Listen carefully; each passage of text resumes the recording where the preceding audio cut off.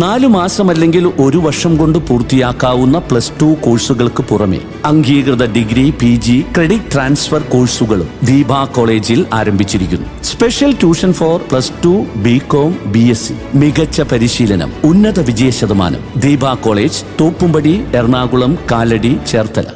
AHSTA ജില്ലാ കമ്മിറ്റിയുടെ നേതൃത്വത്തിൽ ഏകദിന നേതൃത്വ പരിശീലന കളരി സംഘടിപ്പിച്ചു. Aided higher secondary teachers association Ernakulam ജില്ലാ കമ്മിറ്റിയുടെ നേതൃത്വത്തിൽ ഏകദിന നേതൃത്വ പരിശീലന കളരി സംഘടിപ്പിച്ചു. ജില്ലാ പ്രസിഡന്റ് ബിനു കെ വർഗീസിന്റെ അധ്യക്ഷതയിൽ ചേർന്ന യോഗത്തിൽ സംസ്ഥാന വൈസ് പ്രസിഡന്റ് TN വിനോദ് പഠന ക്യാമ്പ് ഉദ്ഘാടനം ചെയ്തു. നമ്മൾ ഇന്നത്തെ ദിവസം ഇവിടെ കൂടിയിരിക്കുന്നത് നമ്മളുടെ ഹയർ സെക്കൻഡറി തലത്തിലുള്ള അധ്യാപകരുടെ, നമ്മുടെ സംഘടനകളുടെ അധ്യാപകരുടെ ലീഡർഷിപ്പ് ഡെവലപ്പ് ചെയ്യുന്നതുമായി ബന്ധപ്പെട്ടാണ്. അതിന്റെ ഭാഗമായിട്ട് നമുക്ക് സംസ്ഥാന തലത്തിലുള്ള ക്യാമ്പ് കോഴിക്കോട് കഴിഞ്ഞ ദിവസം നടക്കുകയുണ്ടായി.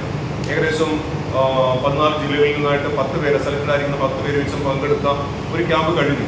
ഇനി നമ്മളിവിടെ 90 സ്കൂളുകളിൽ നിന്നും തെരഞ്ഞെടുക്കപ്പെട്ട എല്ലാ അധ്യാപകരും ചേർന്ന് വിദ്യാഭ്യാസം ക്ലാസ് മുറികളിൽ സാധ്യമാകണമെങ്കിൽ 1:40 എന്ന അനുപാതത്തിൽ കുട്ടികളും അധ്യാപകരും ക്ലാസ് മുറികളിൽ ഉണ്ടാവേണ്ടതാണ് എന്ന് വിദ്യാഭ്യാസ വിചക്ഷണന്മാർ പറയുമ്പോൾ സംസ്ഥാന സർക്കാരിൻ്റെ നിർദ്ദേശാനുസരണം 1:50 എന്ന അനുപാതമാണ് ഹയർ സെക്കൻഡറി മേഖലയിൽ യഥാർത്ഥത്തിൽ സംജാതമാകേണ്ടത്. പക്ഷേ ഓരോ വർഷവും അധിക സീറ്റ് വർധനവിലൂടെ മാർജിനൽ ഇൻക്രീസ് എന്ന ഓമന പേരിൽ പ്രാദേശിക തലത്തിൽ പഠനം നടത്താതെ ഹയർ സെക്കൻഡറിയിൽ മാർജിനൽ സീറ്റ് വർധന നടത്തുന്നത് ഗ്രാമപ്രദേശങ്ങളിലെ സ്കൂളുകളിൽ കുട്ടികൾ കുറയാൻ കാരണമാവുകയും ഇത് ഡിവിഷൻ നഷ്ടമാവുന്നതിനും ഇതുവഴി സ്കൂളുകൾ ഇല്ലാതാകുന്നതിന് കാരണമാകുമെന്നും സംഘടന ആരോപിച്ചു. കുട്ടികൾ തികയാത്ത സ്കൂളുകൾക്ക് 5 കിലോമീറ്റർ ചുറ്റളവിലുള്ള സ്കൂളുകളിലെങ്കിലും മാർജിനൽ സീറ്റ് വർധന അനുവദിക്കരുതെന്നും AHSTA ആവശ്യപ്പെട്ടു. സ്പെഷ്യൽ റൂൾസ് പ്രകാരം ഹയർ സെക്കൻഡറി ക്ലാസുകളിൽ പരമാവധി 50 കുട്ടികളെയാണ് പ്രവേശിപ്പിക്കേണ്ടത്.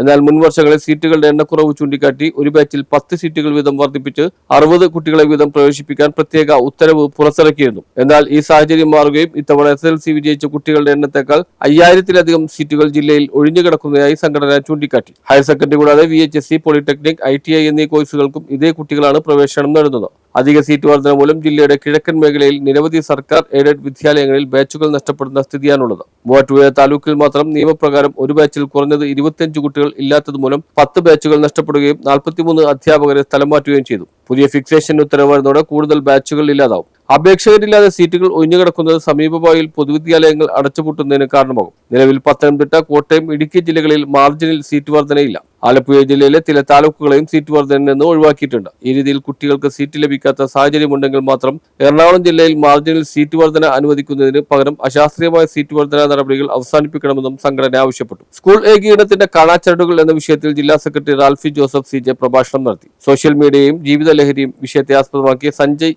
S, ജോസ് റാൽഫ് KW എന്നിവർ ക്ലാസ് നയിച്ചു. ഓർഗനൈസിംഗ് സെക്രട്ടറി ടിൻഡു പൗലോ, സംസ്ഥാന കൗൺസിലർമാരായ ജോസഫ് മണി ഒങ്കോട്ടോ, GB എപ്പോൾ, Suresh Kumar S, Reji P Cherian, Meenu Maria Joseph എന്നിവർ പഠന ക്യാമ്പിന് നേതൃത്വം നൽകി. അധ്യാപകരുടെ വിവിധ പ്രശ്നങ്ങൾക്ക് പരിഹാരം കാണാൻ May 22 വ്യാഴാഴ്ച സെക്രട്ടേറിയറ്റ് ധർണ നടത്തുന്നതിനും യോഗം ചർച്ച ചെയ്തു. News bureau, Kochi.